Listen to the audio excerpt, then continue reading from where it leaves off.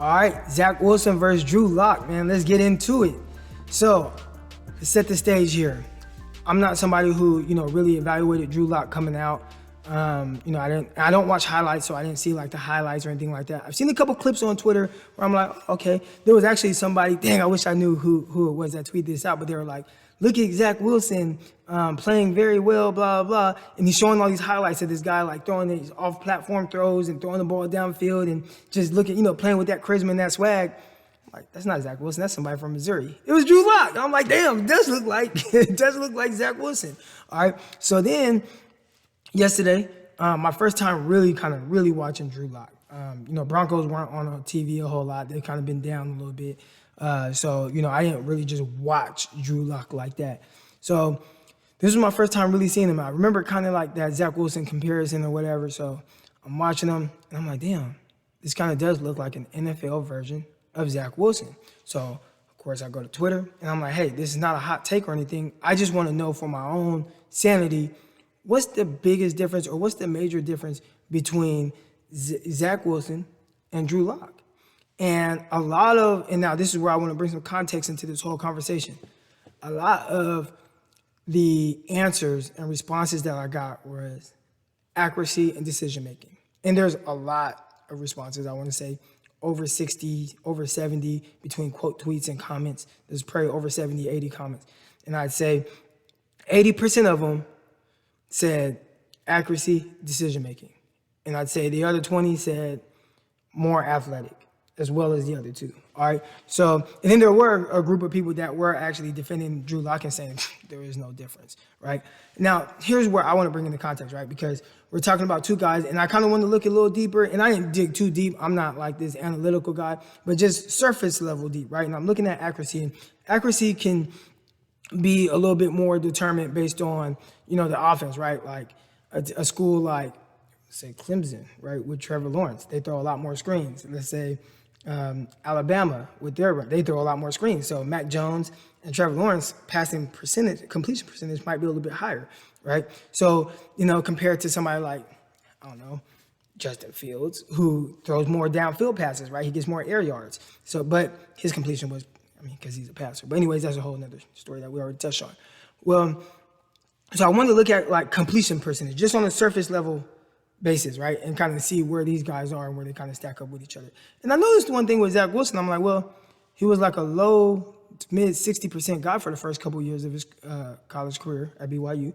And then he jumped 11%, right? He jumped 11%. And I'm like, that's a huge jump. So either he just got hella better, or did competition play a factor in this?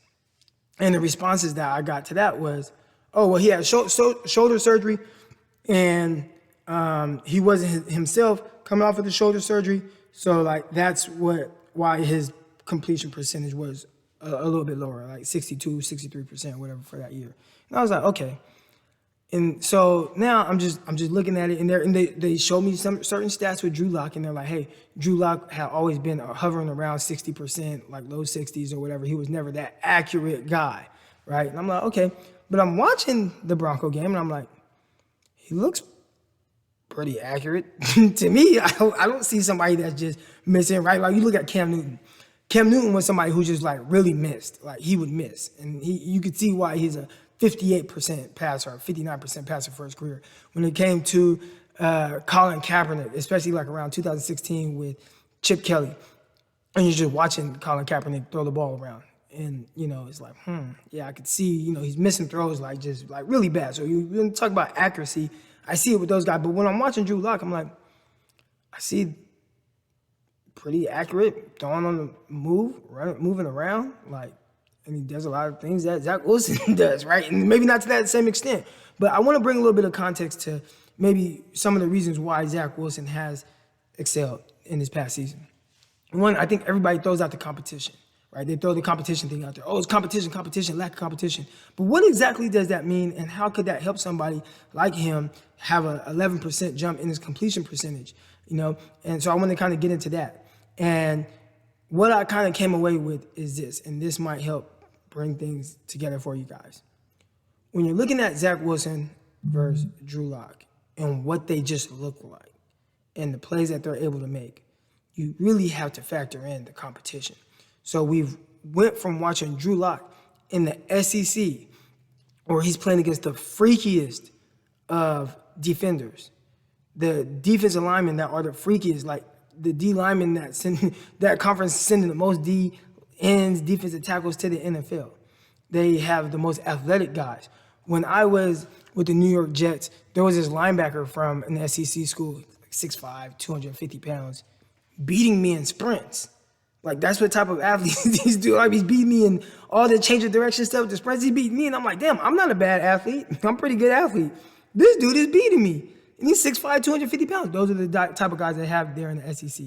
All right. They don't have those at North Alabama. They don't have those at, who else did he play against? Even Boise State. They don't, I mean, very rare, right? They had Tank Lawrence. That's with the Cowboys. That was one guy. And since then, I mean, have they had a defensive player or at least a defensive lineman be drafted? I doubt it.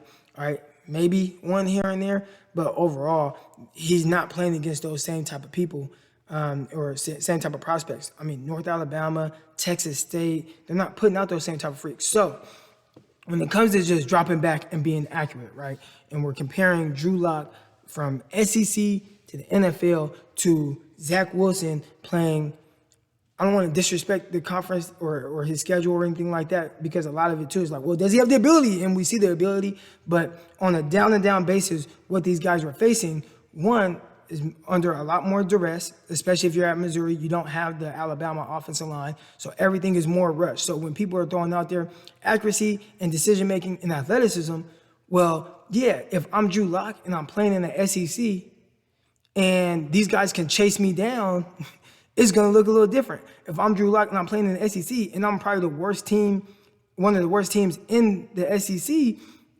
like, yeah, like they're way more, the talent around, like, that I'm playing against is better than the talent that I have on my team. So if it looks a little funny, if I look a little rushed, if I look like I'm pressing a little bit, if my decision making is a little bit sped up, it's because of the guys that I'm playing against. Whereas when you look at Zach Wilson, and I'm not taking anything away from Zach Wilson in the sense of like the talent that he possesses, I'm just talking about what it looks like and maybe why a completion percentage could be better, right? If I'm Zach Wilson and I'm playing against North Alabama and I have all these NFL offensive linemen, and now North Alabama passer, like, nobody can get to me. So yeah, it's easier for me to sit back there, go through my reads, be more accurate because I'm comfortable and I'm not as sped up mentally, right? My processing is better because I know I have time. I don't have to rush. I know that my receivers are going to make plays against the North Alabama cornerbacks. You know, like, those are things that we have to take into account. Whereas when you have Drew Lock and I'm at Missouri and I'm playing against Alabama and I'm playing against Alabama and every single one of their defensive backs are going to the NFL. I'm playing against LSU's. I'm playing against Georgia. I'm playing against all these teams where everybody on there is freaks everywhere. You know, like, your clock gets sped up.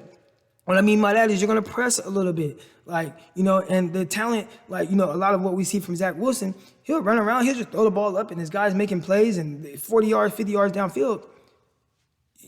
That's difficult to do when you're throwing the ball up like that, and now everybody is just better than the guys that you have on your team. And I think when we look at those things where I get these responses and they're saying accuracy, decision-making, we got to put a little bit of context to this, all right?